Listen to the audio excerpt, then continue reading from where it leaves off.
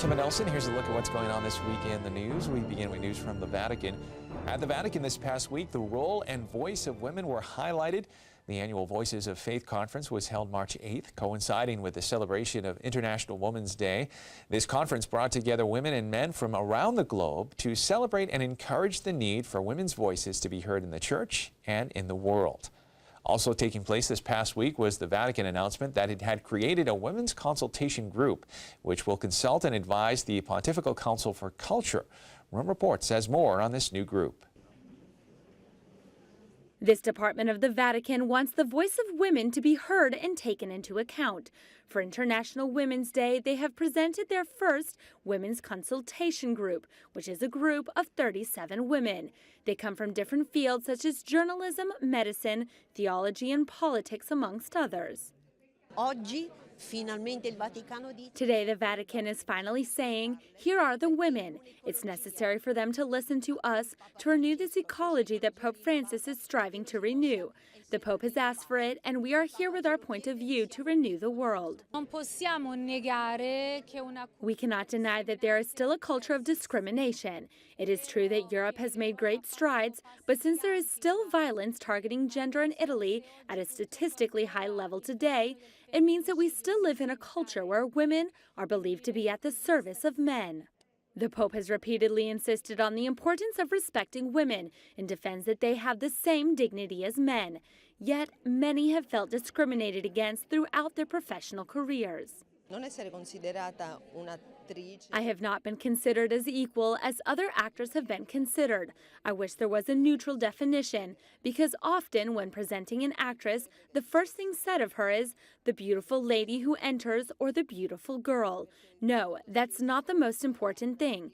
It is also true, but after there is a depth, which I consider much more interesting.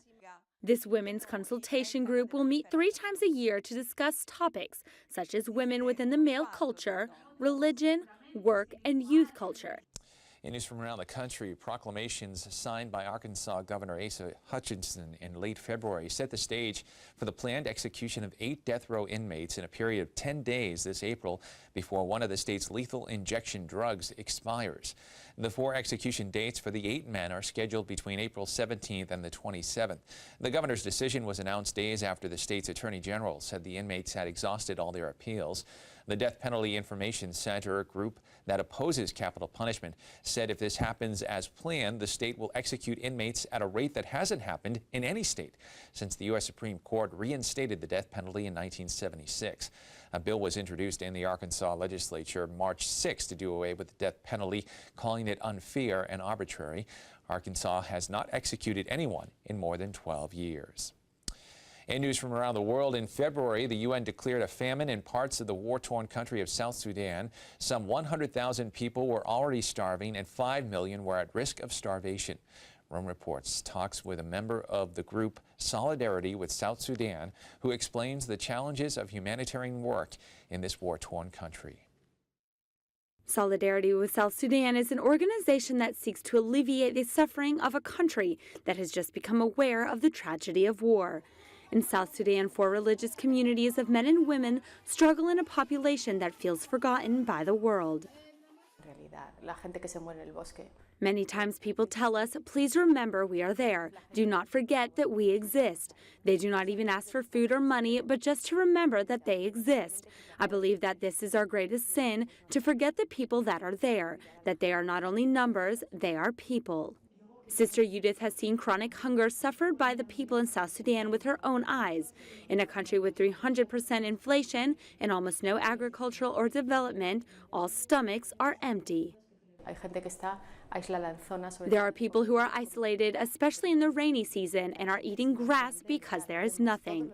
People are really starving. We see it. All children and young people are hungry. Everyone is very thin. It is a situation of intense stress and pressure. With a collapsed state and a war in which atrocious crimes have been committed, the dead are no longer even counted. Each day that passes is even more cruel than the previous. The news came to us that a policeman had committed suicide because he had no salary and had starved his children. These stories are terrible, but they are a part of life there. However, not fixing the situation would be even more cruel. To help religious sisters like Judith in solidarity with South Sudan do not stop their effort to fight.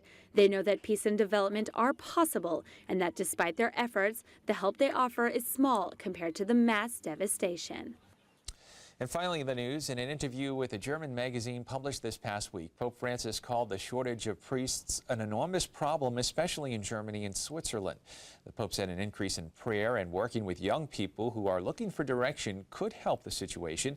The Pope added that youths are the ones who lose most in many modern societies because of a lack of attention.